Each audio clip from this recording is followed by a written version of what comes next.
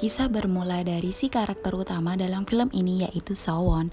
Sowon merupakan gadis kecil berusia 8 tahun yang hidup dengan keluarga yang sederhana, di mana kedua orang tuanya jarang memiliki waktu dengan Sowon karena urusan pekerjaan. Ayah Sowon bekerja di sebuah pabrik, sedangkan ibunya yang tengah hamil mengurus toko kelontong di rumah mereka.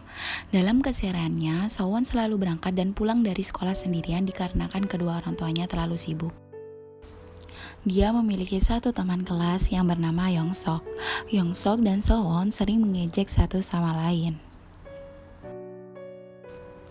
Tampak dalam keseharian dalam keluarga ini, nampak karakter sang ayah yang cuek dengan urusan anaknya. Keesokan harinya, Sowon sedang menonton acara favorit yaitu Kokomong sambil mengikat rambutnya. Karena agak kesusahan mengingatnya, Sowon meminta bantuan sang ayah, tapi hasil ikatannya sama raut. Kesal dengan sang ayah, jadi Sowon memilih untuk tidak mengikat rambutnya. Tiba-tiba hujan turun. Ketika ayah Sowon hendak ingin mengambil payung, lalu kepalanya terbentur mesin kasir, yang dimana di luar tokonya terdapat seorang pria yang ingin mencuri barang mereka. Pria tersebut meninggalkan sebotol minuman keras. Disinilah awal pertanda buruk yang akan terjadi pada keluarga mereka. Ketika Sowon sedang berjalan menuju sekolah, ibunya Sowon memanggil dan bertanya apakah Sowon ingin diantar ke sekolah. Karena kesal dengan kesibukan orang tuanya, Sowon pun menolaknya. Sang ibu mengingatkan Sowon untuk tidak melewati gang sempit dan berjalan di jalan besar. Setelah itu, Sowon pergi berangkat ke sekolah. Ketika melewati gang sempit, Sowon melihat sekolahnya yang lebih dekat jika melewati jalan tersebut. Akan tetapi, Sowon tetap memilih jalan yang besar. Ketika sudah mendekati sekolah, Sowon dihadang oleh seorang pria tua yang tidak lain adalah si pelaku dalam cerita ini. Si pelaku pun bertanya apakah dia bisa dipayungi. Sowon melihat di sekitar yang tampak sepi dan tidak ada orang yang lewat. Ya, kita tahu apa yang akan terjadi di sini.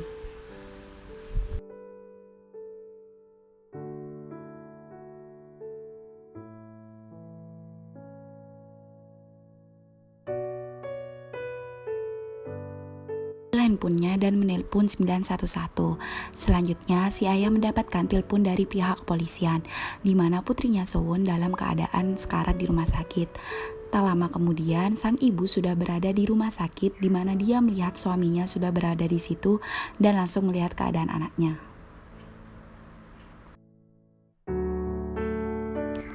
Sowon pun tampak babak belur dan penuh dengan darah.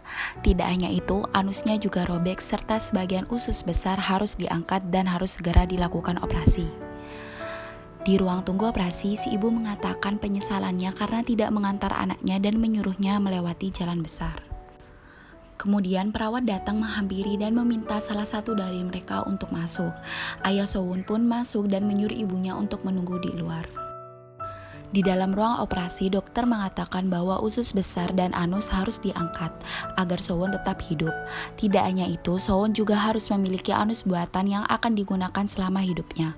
Ayah Sowon pun mengiyakan hal tersebut sambil menangis.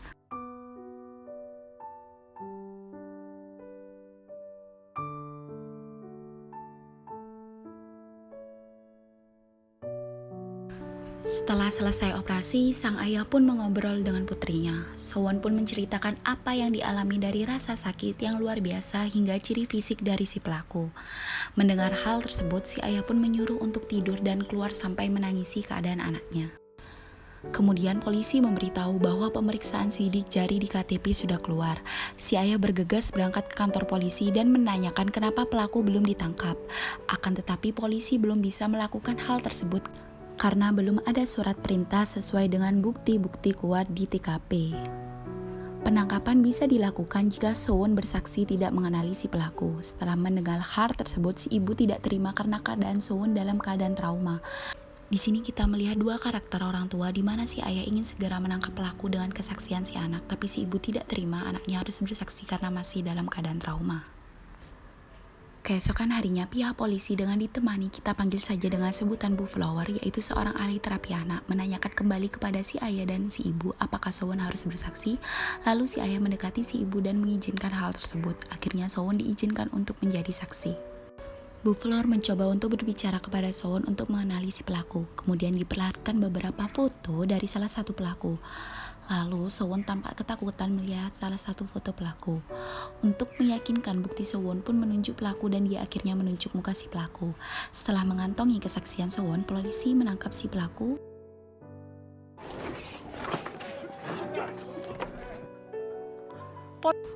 Polisi menghubungi si ayah bahwa pelaku telah ditangkap dan berada di kantor polisi. Tiba di kantor polisi, tampak wartawan sudah memenuhi kantor polisi yang ingin tahu kasus ini. Karena dipenuhi rasa emosi ingin melihat si pelaku, si ayah pun membuat keributan yang membuat wartawan tahu bahwa ia adalah ayah dari si korban. Seluruh berita di televisi meliputi tentang kasus Sowon. Teman satu kantornya menelpon bahwa wartawan tengah meliputi kasus Sowon di rumah sakit. Ayah pun bergegas ke rumah sakit dan memindahkan Sowon ke kamar lain untuk menghindari kejaran wartawan berserta untuk menjaga privasinya. Pada bagian ini benar-benar dramatis banget, dimana emosi kita dipancing lagi.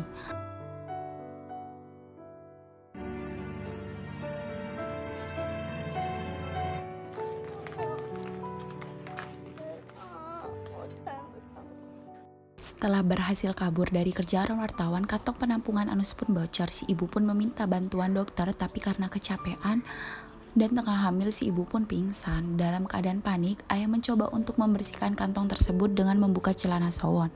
Namun hal tersebut membuat dia teriak dan menangis karena membuat dia teringat dengan kejadian yang dialami. Sowon pun shock dan membuat dirinya pingsan.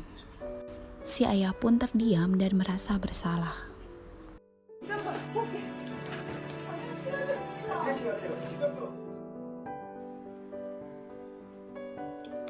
Setelah kejadian tersebut, Sowon merasa shock dan takut melihat ayahnya sendiri. Sowon memilih untuk menutup badannya agar tidak melihat ayahnya sendiri. Si ayah juga berkata kepada Sowon bahwa sang ibu tidak bisa sering menjenguk karena dalam keadaan sakit juga. Ketika hendak membayar administrasi rumah sakit, si ayah mendapatkan pesan yang isinya tentang pengadilan kasus anak yang akan dilakukan dalam waktu dekat. Karena tidak memiliki cukup banyak uang, si ayah menelpon dan meminjam uang kepada satu rekan kerjanya. Si kawan dengan baik hati menolong temannya. Singkat cerita, di pengadilan menuntut dengan tuduhan telah memukul kepala, perut, serta mencekik korban lalu melakukan kekerasan seksual. Dengan gaya bicara yang santai, si pelaku menepis hal tersebut dengan berpura-pura tidak bisa mengingat hal tersebut dikarenakan dalam keadaan mabuk. Terungkap bahwa fakta si pelaku sering keluar masuk penjara karena beberapa kasus, jadi kita bisa lihat bahwa si pelaku begitu santai menghadapi pengadilan karena sudah terbiasa. Sidang pengadilan ditunda di sidang selanjutnya karena geram, teman si ayah yang hadir di pengadilan tersebut melempar pelaku dengan sepatu.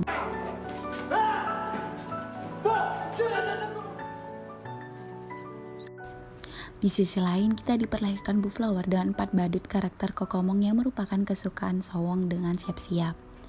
Ternyata tujuan mereka untuk menghibur Sowon. Si Aoya pun datang dan melihat kejadian tersebut. Orang-orang yang berada di kostum tersebut ada si ibu, teman si ibu, dan polisi wanita yang sering bersama mereka. Setelah membayar uang sewa kostum, si ayah pun bertanya apakah bisa menyewa kostum dengan harga yang murah. Karena kasihan, mas-mas kacamata memberikan tanpa perlu dibayar. Sekarang berpindah di Sowon. Di kamarnya tiba-tiba masuk badut karakter Kokomo yang tidak lain adalah ayahnya. Si ayah tahu hanya dengan cara ini dia bisa bertemu dengan anaknya. Mengingat anaknya masih shock dengan kejadian sebelumnya dan belum mau melihat ayahnya.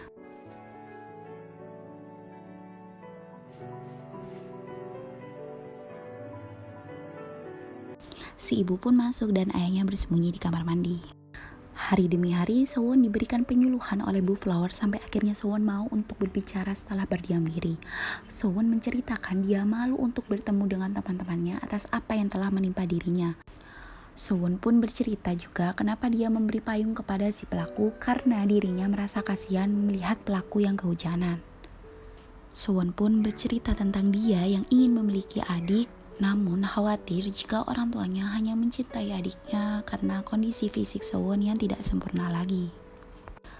Di lain pihak, teman si ibu dan teman kerja si ayah mengumpulkan bantuan untuk Sowon. Begitu juga dengan teman-teman Sowon yang memberikan dukungan kepada Sowon dengan menempel kata-kata semangat di depan toko kelontong milik ibunya. Si ayah selalu memantau keadaan anaknya dengan menggunakan kostum Kokomo.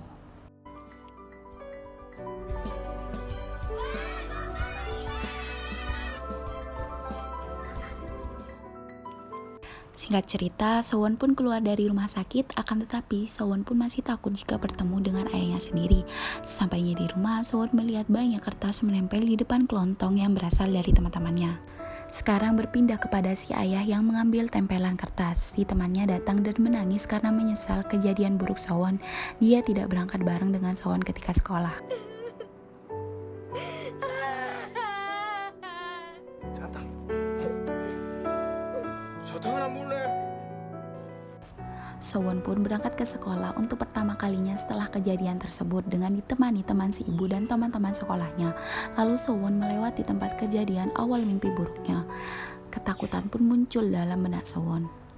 Namun ketika dia menoleh ke belakang, Sowon melihat badut Kokomong yang sedang memberinya semangat. Sowon pun kembali melanjutkan perjalanannya ke sekolah. Pada malam hari, si ayah meletakkan banyak permen ke dalam tas kecil Sowon. Besok paginya, Sowon memeriksa tasnya yang sudah berisi dengan permen. Keesokan siangnya, ayahnya bergegas pergi dari tempat kerja menuju ke sekolah Sowon menggunakan kostum Kokomo.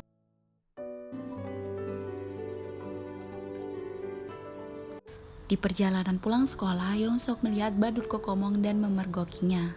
Sowon pun hanya tersenyum dan meninggalkan ketika Yongsok pulang. Sowon pun memanggil Kokomong. Sowon pun sudah mengetahui bahwa orang yang ada di dalam kostum selama ini adalah ayahnya sendiri.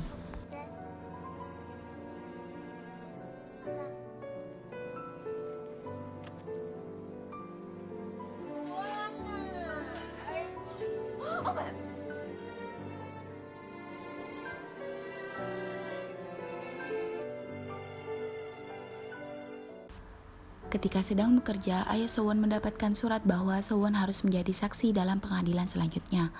Hal itu membuat si ayah khawatir dan keadaan psikologi anaknya. Namun polisi mengatakan jika Sowon tidak bersaksi maka keadaan semakin memburuk. Singkat cerita, Sowon bersaksi di pengadilan di mana dia menunjuk kembali foto si pelaku dengan mengangkat tangannya. Kemudian Sowon diberitahu apakah si pelaku memiliki bau alkohol dan Sowon pun mengiyakan hal tersebut. Lalu si pelaku masuk ke ruang pengadilan dan masih belum mengakui dirinya bersalah. Jaksa pun membacakan vonis di mana si pelaku dinyatakan bersalah atas kasus pemerkosaan dan juga trauma berkepanjangan yang akan dialami Sowon. Akan tetapi, hukuman yang diberi hanya 12 tahun penjara dikarenakan pelaku dalam keadaan mabuk serta permintaan kompensasi korban juga ditolak. Keadaan di dalam pengadilan pun menjadi ricuh karena keputusan hakim. Dengan gelap mata, ayah Sowon mengambil papan nama kayu dan ingin membunuh si pelaku. Sowon pun datang dan memeluk kaki ayahnya.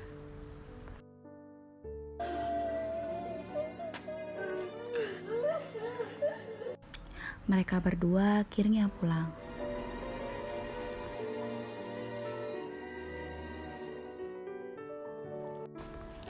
Setelah beberapa bulan, ibu Sowon melahirkan adik Sowon dan Sowon kembali beraktivitas di sekolah seperti biasa. Tetapi setiap istirahat kedua, Sowon harus pulang dikarenakan kondisi fisiknya. Setelah sampai di rumah, tanpa ayahnya kembali menonton TV, lalu Sowon melihat adiknya dan tersenyum, bahagia dan selesai.